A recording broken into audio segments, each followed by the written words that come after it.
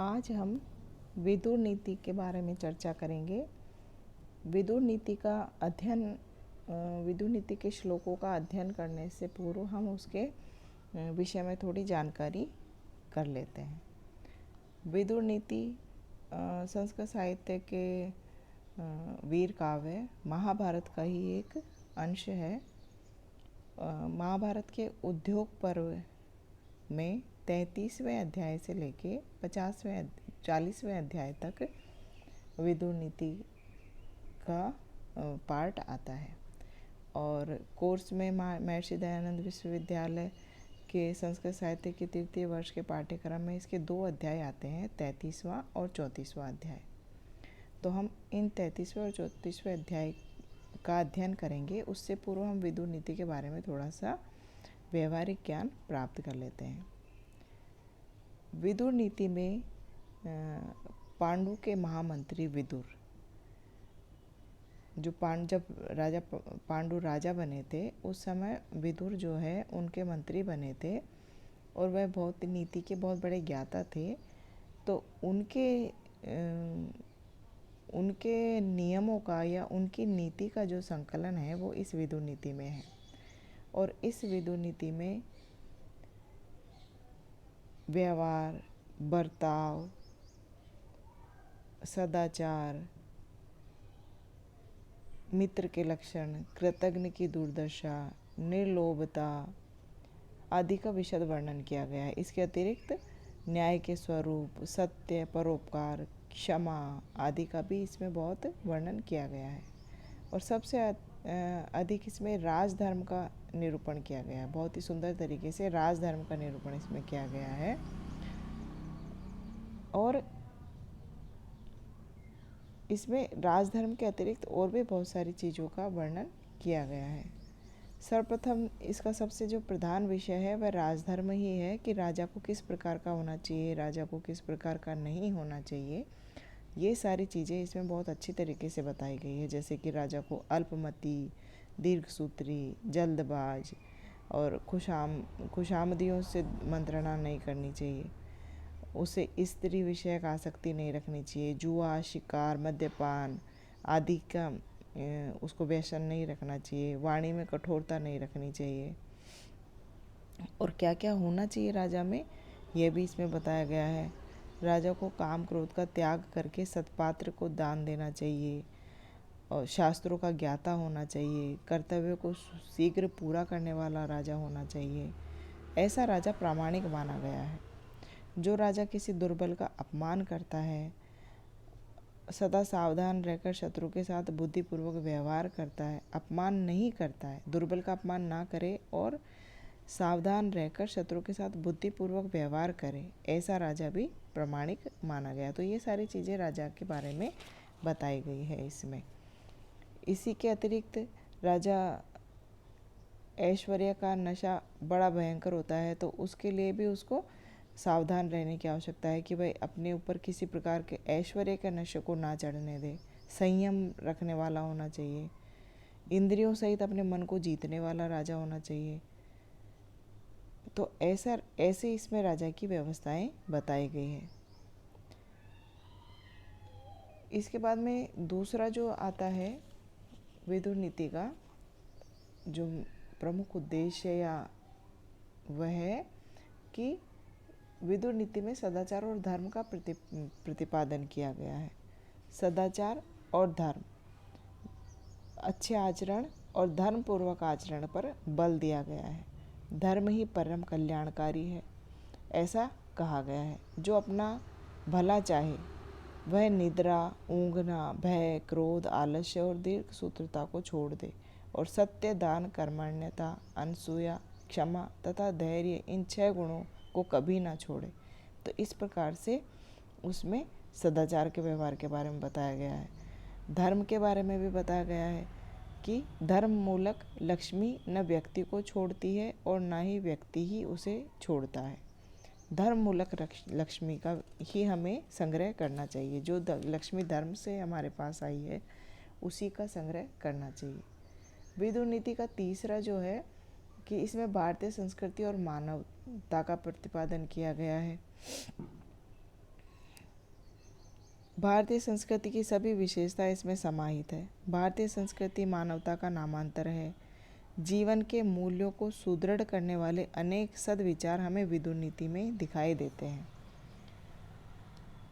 जैसे कि चत्वारि कर्माणि भयंकराणि भयं प्रच्छयन्त्या यथा कृतानि मान अग्निहोत्रमुत मान मौनम मानेन अधीतमुत मान ज्ञानम। अर्थात 4 कर्म भय को दूर करने वाले होते हैं, परंतु यदि वे ठीक प्रकार से संपादित न किए जाएं तो भय प्रदान करते हैं। और वे 4 क्या हैं?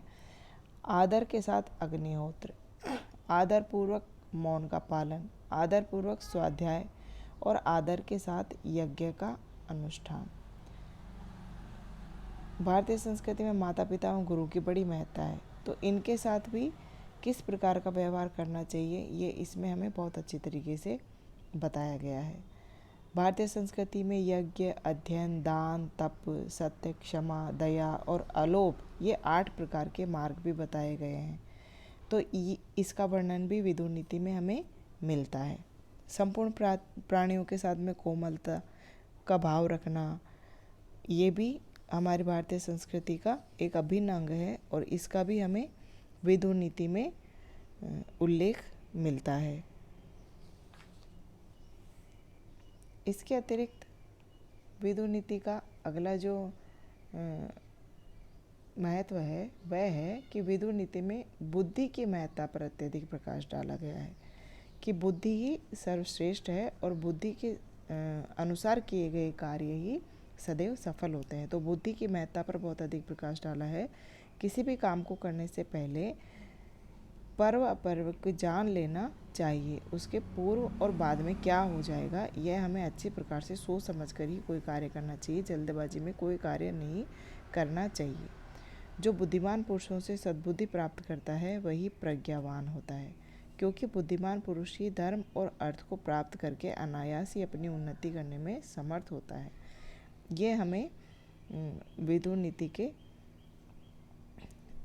इस ग्रंथ में हमें एक श्लोक के अनुसार यह ज्ञान हमें प्राप्त होता है। अनुबंधन पेक्षते सानुबंधेषु कर्मसु संप्रदायम च कुर्वीत न वेगेन समाचरेत। इसके अतिरिक्त और भी है। अगला जो इसका आता है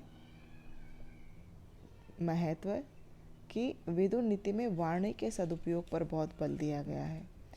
विदुर नीति में वाणी के सदुपयोग पर बल देना वैसे भी बहुत अधिक आवश्यक है, क्योंकि एक तरीके से हम माने तो महाभारत का जो युद्ध है या महाभारत के पीछे जो भी कारण रहा है वह वाणी ही प्रमुख है।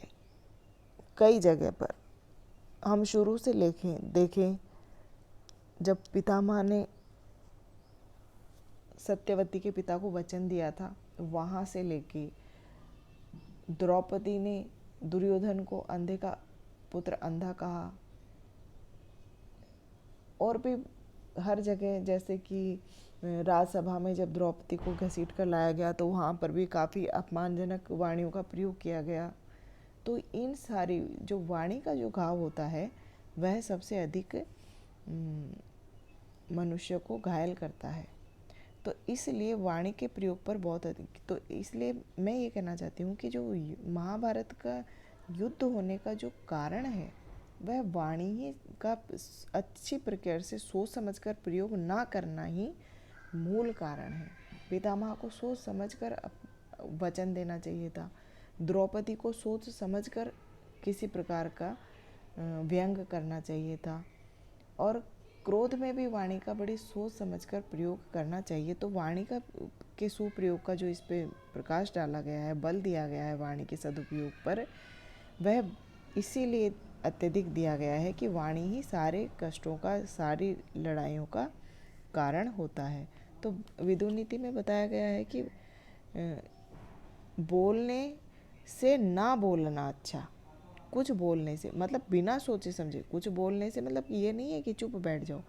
कुछ बोलने से पहले ना बोलना, कुछ भी बोलने से पहले अगर आपने अच्छे से सोच विचार कर नहीं बोला है तो ना बोलो तो ही अच्छा। क्रोध में मत बोलो, दुख में मत बोलो, क्योंकि अगर इस प्रकार से हम बोलते हैं तो कुछ गलत निकल सकता है मन से। सोच समझ कर ही बोलना चाहिए। सत्य बोलना मौन की अपेक्षा अधिक श्लाघ्य है। सत्य बोलना, चुप रहने से अच्छा है कि आप सत्य है वह बोल दो। सत्य से भी यदि प्रिय बोला जाए तो बहुत अच्छा है। सत्य ऐसा बोलो जो प्रिय भी लगे, और यदि प्रिय भी धर्म सम्मत हो तो ही हमें उसे बोलना चाहिए। धर्म सम्मत नहीं है, सत्य है भले से, लेकिन धर्म सम्मत नहीं है तो भी हमें उसे नहीं बोलना चाहिए। रूखी सूखी वाणी में नहीं बोलना चाहिए। रूखी सूखी वाणी में यदि आप किसी को धर्म की बात भी सिखा रहे हो तो वह नहीं सीखेगा। तो वाणी के प्रयोग पर बहुत अधिक बल इसमें यहाँ दिया गया है। इसके अतिरिक्त इसके बाद में जो इसका छठा बिंदु आता है उसमें है कौटुंबिक एकता तथा संघ की शक्ति का प्रतिपादन करना। कौटुंबिक एकता यह बहुत ही महत्वपूर्ण बात है। कुटुंब, ये जो महाभारत का युद्ध हुआ था वह एक ही कुटुंब के दो पक्षों में हुआ, और ऐसा हुआ कि सारा कुटुंब ही नष्ट हो गया।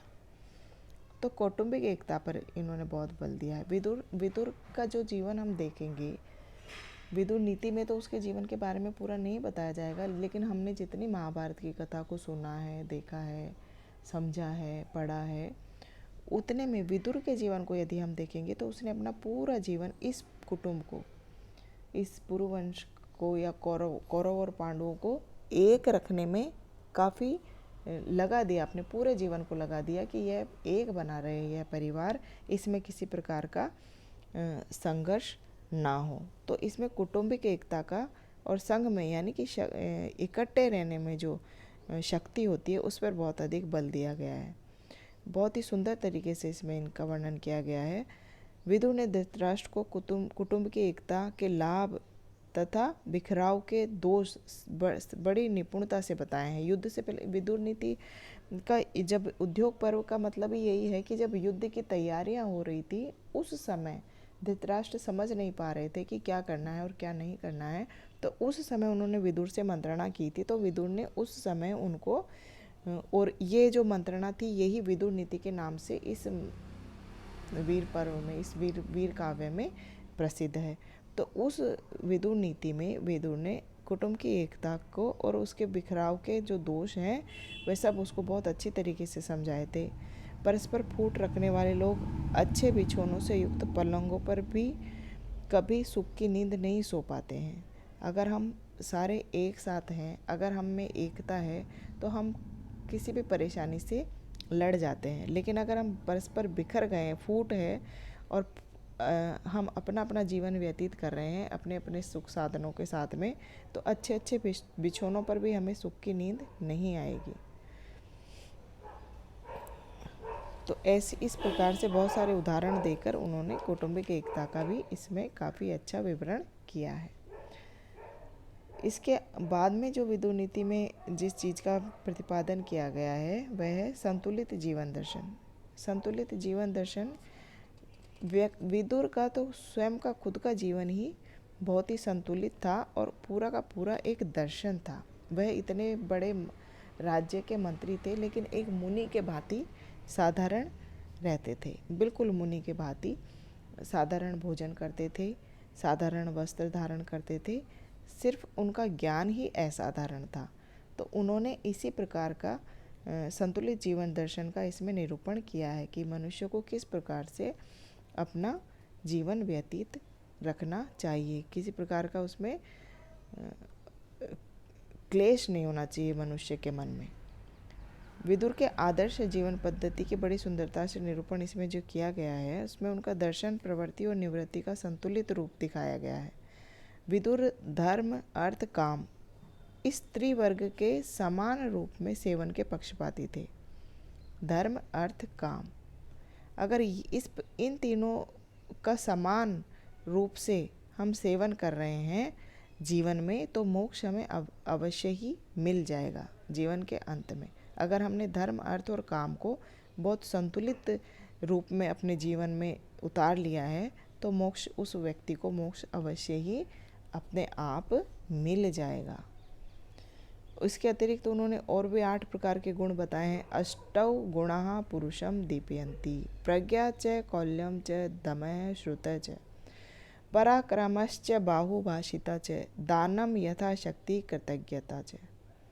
मनुष्य को 8 ही गुण समाज में चमकाते हैं। वे हैं बुद्धि, कुलीनता, इंद्रिय निग्रह, शास्त्र ज्ञान, पराक्रम, अधिक बोलना तथा अधिक ना बोलना तथा यथाशक्ति दान और कृतज्ञता।